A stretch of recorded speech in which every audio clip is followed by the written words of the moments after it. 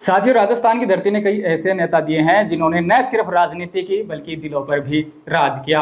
ऐसा एक नाम है झुंझुनू जिले के काका सुंदरलाल। 7 बार विधायक रहे, कई बार मंत्री भी बने और जनता के बीच काका के नाम से प्रसिद्ध हुए। आज उनकी पहली पुण्यतिथि है और इस अवसर पर उनके पैतृक गांव कलवा में श्रद्धांजलि सभा का आयोजन किया गया, जिसमें कई बड़े बड़े नेता हैं वो शामिल हुए। तो चलिए इस अवसर पर जानते हैं उनके जीवन, संघर्ष, राजनीति और कुछ अनसुने किस्सों के बारे में। तो वीडियो को लास्ट तक जरूर देखें और कृपया चैनल को सब्सक्राइब है वो भी जरूर कर लें।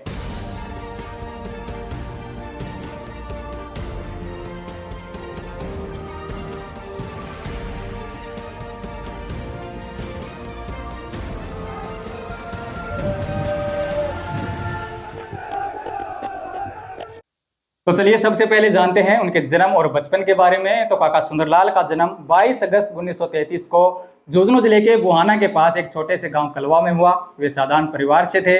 उनके पिता जुथाराम मेघवाल एक किसान थे जो खेती बाड़ी कर अपना घर चलाया करते थे। इसलिए काका सुंदरलाल पढ़ाई लिखाई अधिक नहीं कर पाए, लेकिन उनकी स्मरण शक्ति और बोलने का अंदाज इतना प्रभावशाली था कि लोग उनसे तुरंत जुड़ जाते थे। गांव का देसी माहौल, लोक संस्कृति और किसान परिवार का संघर्ष उनके व्यक्तित्व की पहचान बना।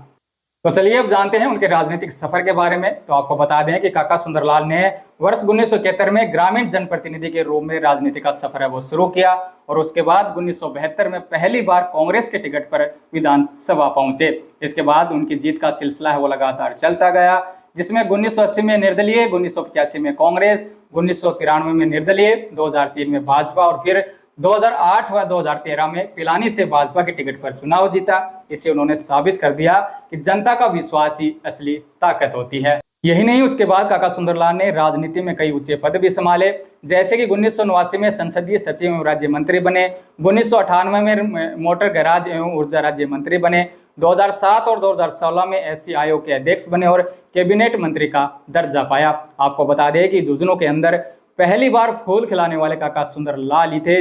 उनकी छवि हमेशा जनसेवक की रही, चाहे वे सत्ता पक्ष में हो या फिर विपक्ष में हो।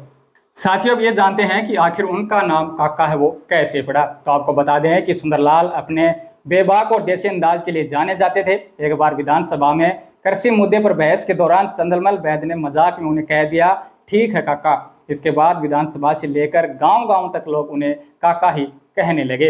यहाँ तक कि विरोधी भी उन्हें सम्मान से काका कहकर संबोधित किया करते थे। इसलिए ये नाम उनकी पहचान और उनके व्यक्तित्व का पर्याय बन चुका था। इसके अलावा साथियों, काका सुंदरलाल हारमोनियम, ढोलक बजाते, रागने गाते और सांस्कृतिक कार्यक्रमों में ठुमके भी लगाते थे। गांव-गांव ऊंट पर बैठकर जनसंपर्क किया करते, कार्यकर्ताओं के सुख दुख में हमेशा शामिल रहते। उनकी ये सादगी और अपनापन ही था कि जनता उन्हें परिवार का सदस्य मानने लगी थी। यही कारण है कि काका सुंदरलाल जनता के बीच बेहद लोकप्रिय नेता बन चुके थे।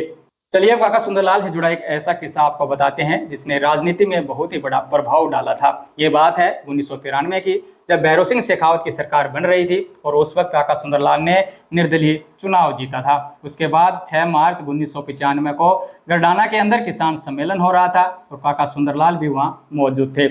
उस वक्त भैरों सिंह शेखावत वहां पहुंचे और काका सुंदरलाल को हेलीकॉप्टर से जयपुर लेकर गए। इसके बाद उन्हें भाजपा में शामिल कराया। तब ये घटना लोगों के बीच चर्चा का विषय बनी और इसके बाद काका भाजपा के मजबूत स्तंभ बन गए।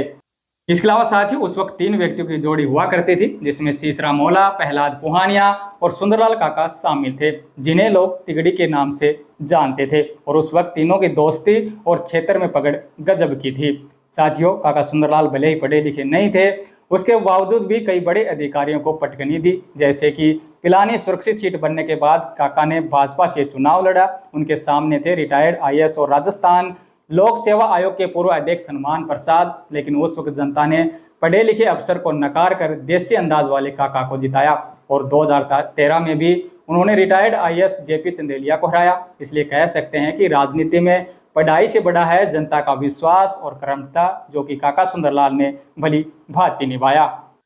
इसके बाद साथियों, 13 सितंबर 2024 को 92 वर्ष की आयु में काका सुंदरलाल का जयपुर के एसएमएस अस्पताल में निधन हो गया। उनका अंतिम संस्कार पैतृक गांव कलवा में वैदिक मंत्रोच्चारण के बीच हुआ। हजारों लोग अंतिम यात्रा में शामिल हुए। मुख्यमंत्री ब्रजलाल शर्मा ने भी शोक संदेश भेजा और कई नेताओं ने उन्हें श्रद्धांजलि दी। काका सुंदरलाल ने यह साबित किया कि राजनीति केवल पढ़ाई लिखाई नहीं बल्कि जनता से जुड़ाव और विश्वास का नाम है। उनकी बेबाकी, देसी अंदाज और जनता के बीच रहना ही उनकी सबसे बड़ी ताकत थी। आज भी शेखावाटी की धरती उन्हें याद करती है। काका सुंदरलाल सिर्फ एक नेता नहीं बल्कि जनता के सच्चे काका थे। ऐसे महान जननायक को हमारी विनम्र श्रद्धांजलि। जय हिंद, जय राजस्थान।